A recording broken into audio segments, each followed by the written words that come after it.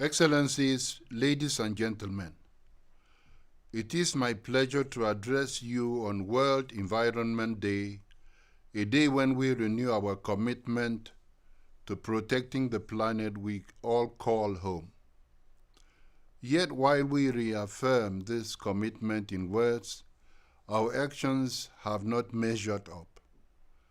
Nowhere is this more painfully clear than in the scale of plastic pollution. By 2025, the world is projected to consume 516 million tons of plastic, much of it single-use and unrecyclable. Because of these irresponsible practices, plastic pollution is now everywhere. The threat to biodiversity on land and at sea should alarm us and spur us to action, as should the consequences for our own health.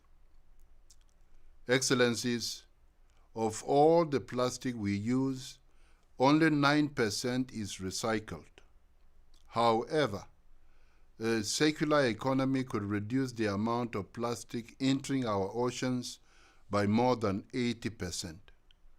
According to the United Nations Environment Program, governments could save up to $70 billion by 2040 while reducing greenhouse gas emissions by 25%.